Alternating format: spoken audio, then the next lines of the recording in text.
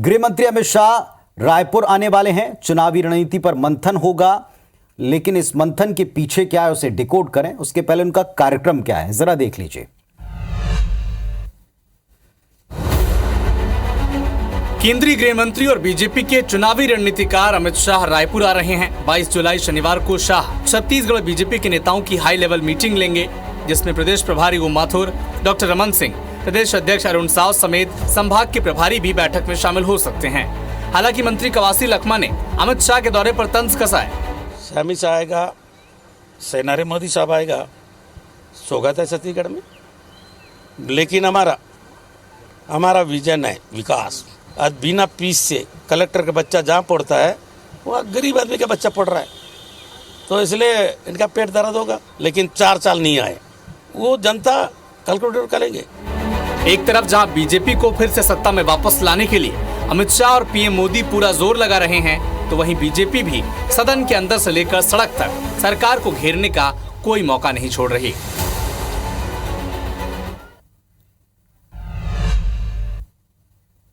और चलिए अब जरा शाह का जो रायपुर दौरा है और जिन मुद्दों पर कदम उठाए जा सकते हैं जरा उनको भी डिकोड करें।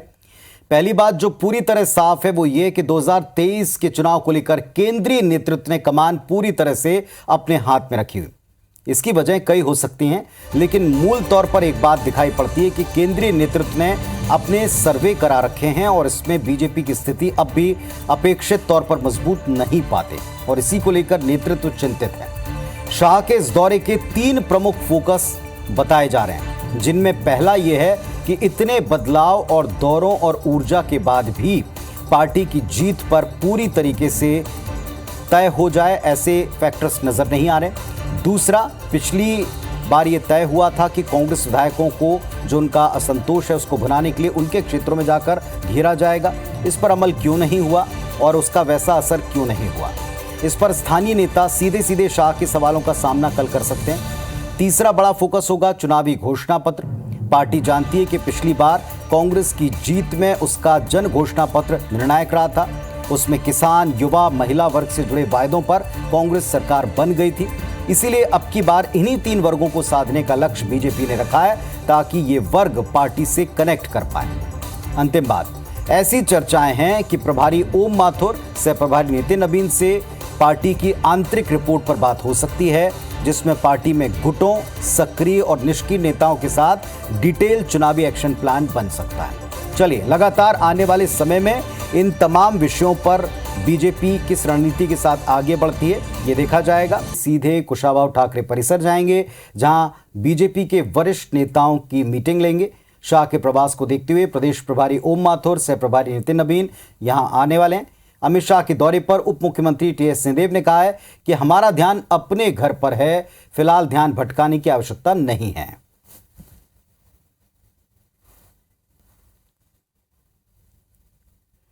तो अमित शाह का दौरा कल शाम को 7:50 पर रायपुर एयरपोर्ट पहुंचने के बाद ये शुरू हो जाएगा।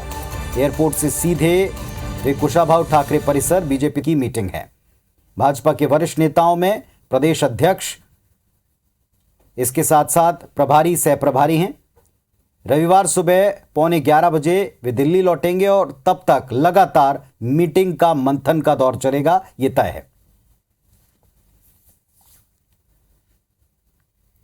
मैं कभी उधर ध्यान नहीं देता, मेरा हमेशा सोचना रहता है घर में देखना है, लोगों को देखना है, और ये ध्यान भटकाने की कतई हम लोग को आवश्यकता नहीं है। कोई भी आए, हमको दूसरे घर को नहीं देखना है, अपने घर को देखना है।